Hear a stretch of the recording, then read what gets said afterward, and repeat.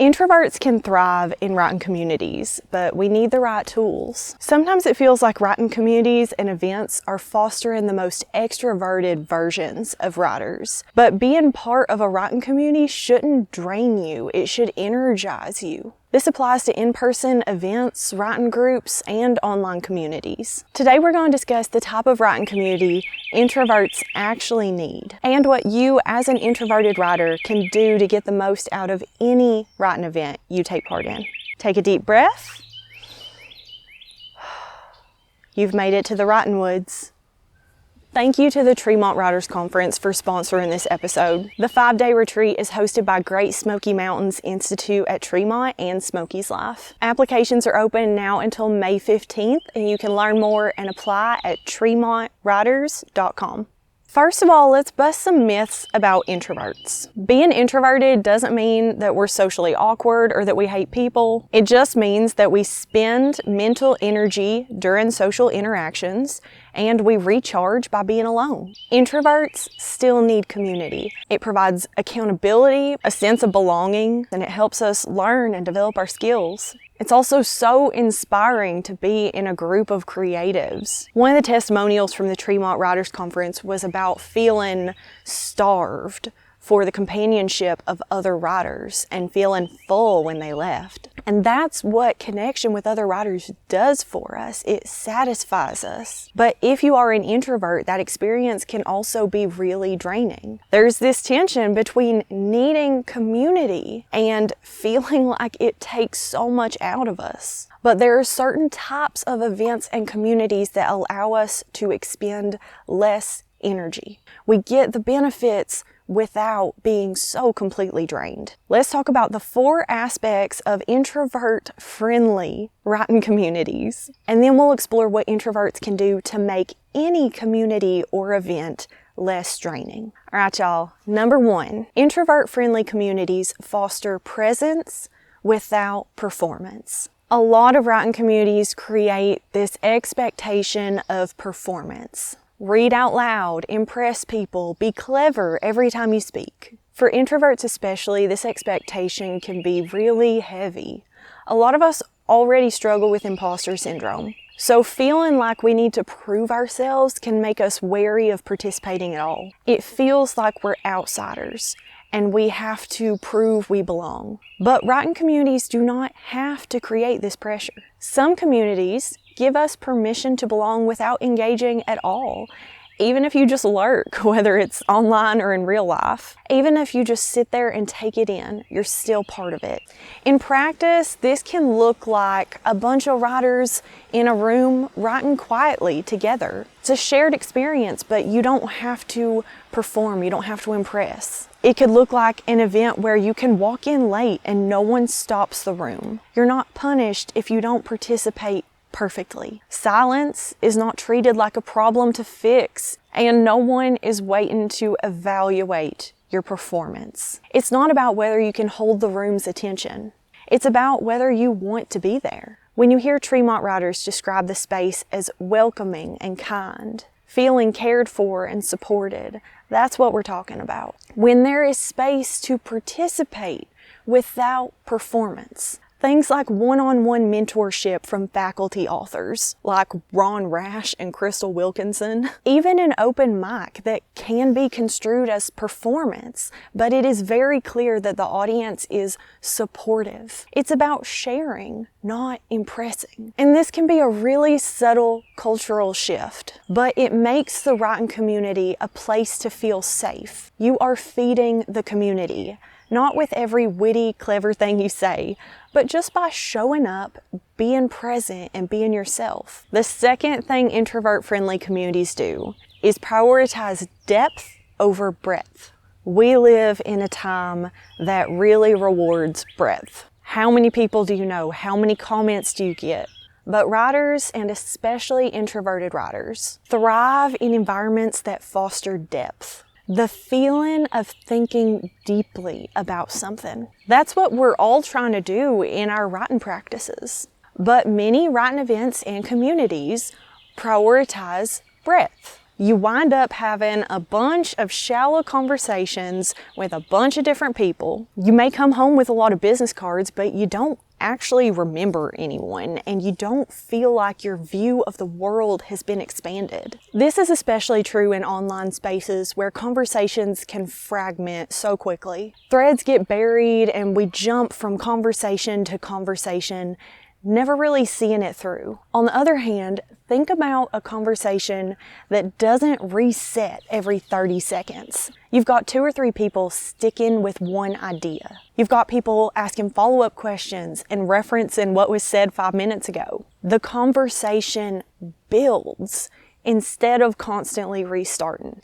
That's so much more rewarding to us as writers, as deep thinkers.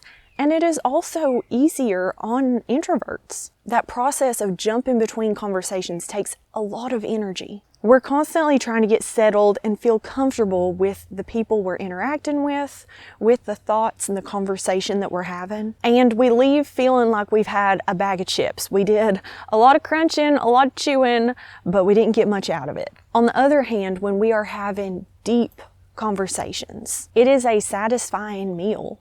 Attention isn't hoarded, it's given freely. There's no rush. We're able to invest fully in the conversation, and silence is part of the process instead of something to fill. A few things can help you tell whether a community prioritizes depth over breadth. First of all, longer events are going to score higher in this area.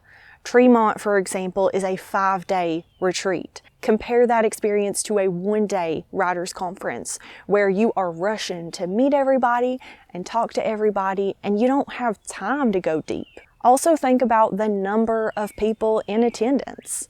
At Tremont, you've got a maximum of 21 writers. A lot of writing events have hundreds of writers. That can be good for networking, but it's not good for building real connections and feeling satisfied as an introvert. There are different types of events. If you're looking for business connections, you do want to meet 50 different people. But if you're looking for that feeling of connection and inspiration, where your energy is spent in the learning and connection instead of in the surface level small talk, then an event like Tremont where you're getting to know the same people during 3-hour workshops, during family-style meals, while you're out hiking through the Smoky Mountains with the naturalists. Y'all, I have the best conversations in the woods. When I'm out hiking with somebody, we can start out as strangers, and by the end of the hike, we can feel closer than somebody I've known for years. That's the kind of social connection that can be really beneficial for introverts. I love this quote from one of the Tremont writers. They said, "Perfect strangers brought together by a love of writing and nature made friendships that I think will last lifetimes." That is what many of us are looking for. All right, number 3, predictability lowers the social cost. One of the biggest drains on an introvert's resources is unpredictability. Imagine the cost to your mental energy when you go to your favorite coffee shop to write. You know where you're going to park, what you're going to order, the barista's familiar, you have your favorite spot to sit, you already know the Wi-Fi password. Now imagine going to a new coffee shop in an unfamiliar part of town. You don't know if people will be nice. Maybe there's only street parking and you can't parallel park. What if you don't understand the menu and you have to ask and the barista rolls their eyes? What if there's nowhere to sit or you need to plug your laptop in and you can't find anywhere to do that? All of those questions take energy. Whether or not those things actually become issues, you are preparing for them mentally. When people already know what is going to happen, it takes less energy to show up. At a writing event, if you walk in and already know whether you're writing quietly or having a discussion, how many people will be there, what's expected of you, where you're supposed to sit.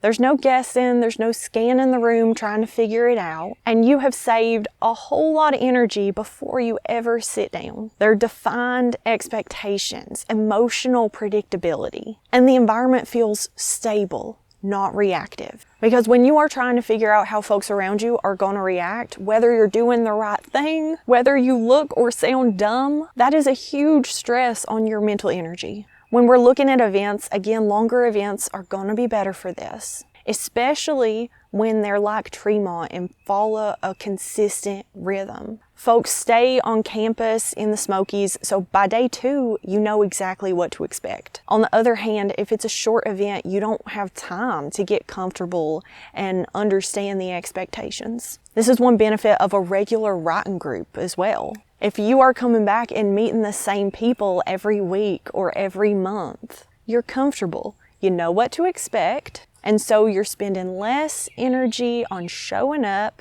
and you have more reserves for the actual connection, learning, growth, inspiration, all those wonderful things about being part of a writing community. The last aspect of an introvert-friendly community is contained interaction. One of the most exhausting things for introverts is feeling like we have to always be on. You know what I'm talking about when you are in some kind of social interaction and you've got your smile on and you're listening and paying attention and trying to make sure you're coming off okay, and you can feel your battery draining and you just need to go put it on the charger, but you don't know when you're going to be able to do that. So at the same time, you're trying to do all this other stuff, you're also trying to manage that energy reserve and make sure you don't run out completely. When it feels like the conversation never really ends, there's no clear entry or exit point, we are adding a whole nother layer of logistics that we have to deal with in that moment. Think about being at a writing conference and everybody is cycling in and out of conversations. You're talking to someone, then someone else joins and the topic shifts, and then the group breaks apart and you have to figure out where to go next. You're standing there looking around, not quite sure, and you're stuck in this limbo where you can't be fully present. This could also be an online group chat that just keeps going. Messages stack up, people are jumping between topics, and you're afraid that if you step away, you might miss something. This all creates a pressure that makes meaningful interaction really difficult. It's like you've got a dozen tabs open in the background. Your resources are being drained and you can't fully focus. You feel it in your body. You're tense and scattered and never quite settled. Instead, introverts thrive in clearly contained interactions. Spaces you can fully enter and fully leave. This is how we have a complete experience, not a partial experience with one foot in, while we're simultaneously trying to keep up and trying to figure out how the heck we're going to get out. Instead of one big ongoing social demand, we want smaller contained spaces to create meaningful interactions. And this does not necessarily mean that the interactions themselves are small. Tremont is packed with social interaction, and folks love that, introverts and extroverts alike. But the difference between it and some writing communities is that Tremont creates a clearly organized experience. You know exactly what's expected of you, so that you can invest all your energy into the actual conversations and learning and connections. It's the difference between being exhausted from a good run and being exhausted from the drive to get to the trail. You're going to be tired after a lot of social interaction, but without those clear entry and exit points, you're going to be tired from just getting to the interaction, and you won't have a lot left to create those real, meaningful connections. There should be a rhythm to the social interaction. You know when it starts, you know what's expected, and you know when it's over and it's time to move on to something else, whether that is rest and time to recharge or a different type of interaction. It's also helpful if these changes are signaled by movement between physical spaces. At Tremont, you're shifting between workshops and readings, expeditions in the mountains, and meal times at the table. The physical movement helps create those clear boundaries so you can focus fully, be fully invested, and not need to reserve mental energy for managing your battery for a completely unknown period of time. While finding an introvert-friendly writing community is huge, There are 3 things that introverts can do to make any community or event feel less draining, more comfortable, and more beneficial overall. The first is to define your minimum participation. Sometimes we leave events thinking, I didn't do enough, I didn't talk to enough people. When social interaction is draining, there is a guilt that can accompany these events. Decide ahead of time what counts as a win. Whether it's talking to one person or engaging in one deep discussion, then you don't need to stress about doing enough while you're there. You can just be present and enjoy. Number 2 is to leave before you're depleted. Especially when it's an event that you paid to attend, you may feel like you can't leave early. You want to get your money's worth, and you don't want to be disrespectful to the speakers and the other riders. But giving yourself permission to step away from exhausting situations before you're toasted is so important.